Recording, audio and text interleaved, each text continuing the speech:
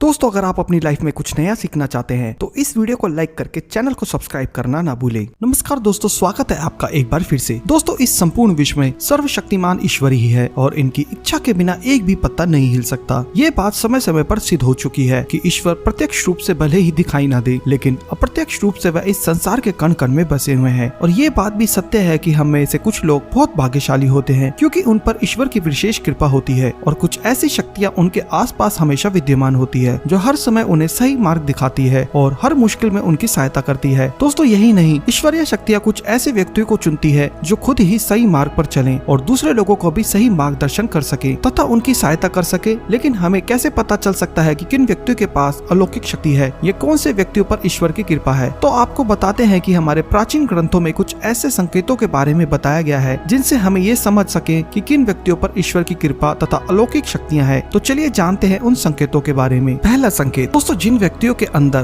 काम, क्रोध, ईर्ष्या, मोह, माया, लोभ तथा अहंकार जैसी भावनाएं नहीं होती, उन व्यक्तियों पर ईश्वर की विशेष कृपा होती है। ऐसे व्यक्ति वह विचार नहीं करते, उन्हें क्रोध नहीं आता और अपने क्रोध पर काबू रखना आता है। ऐसे व्यक्ति अपने मुख से कभी गाली गलौज नहीं करते और ऐसे व्यक्ति अपने मन में ईर्ष्या की भावना न रखकर दया और प्रेम की भावना से दूसरों से पेश आते हैं। ऐसे व्यक्ति संतोष वृत्ति के होते हैं, यानी कि उससे किसी भी वस्तु का अत्यधिक लालच नहीं होता और उससे जितना प्राप्त होता है वह स्वयं को संतुष्ट मानते हैं। दूसरा संकेत, यदि किसी व्यक्ति को सपने में कई बार मंदिर या उसके आसपास का परिसर दिखाई दे तो शास्त्रों में ऐसे व्यक्ति को भाग्यशाली माना जाता है। जिन व्यक्तियों को अपने सपने में ईश्वर का बार बार साक्षात्कार होता है, यानी ईश्वर दिखाई देते हैं, उन व्यक्तियों के साथ ईश्वरीय शक्ति जुड़ी होती है और भगवान ऐसे व्यक्तियों को कुछ विशिष्ट संकेत भी देते हैं जिनसे ये व्यक्ति समझ सकता है कि अलौकिक शक्तियाँ हर कदम पर उसके साथ हैं। तीसरा संकेत, दोस्तों जो व्यक्ति अपने दैनिक कार्य से बचा हुआ समय ईश्वर की भक्ति, आराधना और नाम स्मरण में व्यतीत करता है और ईश्वर को सत्य मानते हुए उनकी अनुभूति करने में समर्थ होता है, वास्तव में उस व्यक्ति के आसपास एक ईश्वरीय शक्तियों का पवित्र घेरा होता है जिसके कारण उसे ईश्वर का आभास होता रहता है। चौथा संकेत, दोस्तों जो व्यक्ति समाज के प्रति अपना दायित्व समझते हुए सही कार्य और पुण्य के कार्य करते हैं तथा मुसीबत में फंसे लोगों व गरीब व लाचार व्यक्तियों की सहायता करते हैं, आपदा और विपदा के समय मनुष्य तथा पशु पक्षी की हर तरह से सहायता करते हैं तथा वृद्ध, असहाय और अपंग लोगों को समर्पित भाव से सेवा करना अपना कर्तव्य समझते हैं, ऐसे व्यक्ति वास्तव में समाज के लिए उदाहरण सिद्ध होते हैं। लेकिन आपको ये बता दें कि हर कोई व्यक्ति ये काम नहीं करता। ये काम केवल वही व्यक्ति करते हैं जिस व्यक्ति के ऊपर भगवान की विशेष कृपा होती है, तभी उस व्यक्ति के अंदर ऐसे गुण उत्पन्न होते हैं और ऐसे व्यक्ति अंत में मोक्ष प्राप्त कर लेते हैं। पांचवा संकेत, दोस्तों ईश्वर कृपा प्राप्त व्यक्तियों में एक अनोखी शक्ति भी होती है और वह शक्ति होती है पूर्वाभास। पूर्वाभास यानी कि भविष्य में होने वाली कुछ विशेष घटनाओं का पहले ही आभास हो जाना। दोस्तों अगर आपको भी भविष्य में होने वाली कोई दुर्घटना या कोई अच्छी घटना के बारे में पहले ही अंदाजा लग जाता है तो आपके ऊपर भगवान की विशेष कृपा है। छठवां संकेत, दोस्तों कुछ लोगों को हमेशा अपने आसपास एक विशेष प्रकार की सुगंध का अनुभव होता है। हमेशा सुगंधित फूल, अगरबत्ती, धूप या कपूर जैसे पवित्र सुगंध का झोंका सा हवा में तैरता हुआ महसूस होता है, तो ये उसके आसपास ईश्वर की उपस्थिति का संकेत है तथा देवी देवताओं का आशीर्वाद उस पर होता है। सातवां संकेत, दोस्तों ईश्वर का समय यानी कि ब्रह्म मुहूर्त सुबह 3:30 बजे से लेकर 5:30 या 6 बजे तक का होता है। हमारे शास्त्र में इस समय को बहुत ही महत्वपूर्ण माना जाता है। ब्रह्म मुहूर्त को देवताओं का समय माना गया है क्योंकि इस समय के वातावरण में एक सकारात्मक ऊर्जा का संचार होता है। यदि किसी व्यक्ति की नींद प्रतिदिन ब्रह्म मुहूर्त में अपने आप ही खुल जाती है और वह व्यक्ति अपने अत्यंत प्रसन्न चित्त से अपने नित्य क्रम से निवृत्त होकर ईश्वर की आराधना करता है और उगते हुए सूर्य को आराध्य देता है, तो ऐसा व्यक्ति निश्चित रूप से ईश्वर की इच्छा के अनुसार ही ऐसा करता है। उसे ऐसा करने के लिए ईश्वरीय शक्तियाँ मजबूर करती है, यानी कि ऐसे व्यक्तियों पर भगवान की कृपा बनी हुई है। आठवां संकेत, दोस्तों कई बार हम किसी मंदिर या धार्मिक स्थल पर भजन कीर्तन तथा कथा सुनने लग जाते हैं। वहीं कितनी भी बार सुंदर भजन हो या कितनी भी अच्छी कथा हो, बीच बीच में हमारा ध्यान भटकता है और कभी भी हम अपने घर के विषय में, कभी किसी समस्या पर या अपने आसपास बैठे लोगों का विचार करने लगते हैं। लेकिन कुछ लोग ऐसे होते हैं जो भजन कीर्तन तथा कथा सुनने में इतने लीन हो जाते हैं, उन्हें किसी बात का होश नहीं रह जाता। उन्हें बस अपने आसपास पवित्रता का एहसास होता है और बहुत ही शुभ ध्वनियां सुनाई देती है, तो ऐसे व्यक्ति का साथ ही निश्चित अलौकिक शक्तियां दे रही हैं। नौवां संकेत, दोस्तों जो व्यक्ति ईश्वर के चरणों में ही परम आनंद की अनुभूति करता है और ईश्वर व्यक्ति को ही वास्तविक आनंद मानता है, ऐसा व्यक्ति ना तो कभी दुखी रह सकता है और ना ही किसी को दुख दे सकता है। ऐसे व्यक्ति का मन और मस्तिष्क हमेशा शांत रहता है, जिससे कभी भी वह सत्य सदाचार के मार्ग से विचलित नहीं होता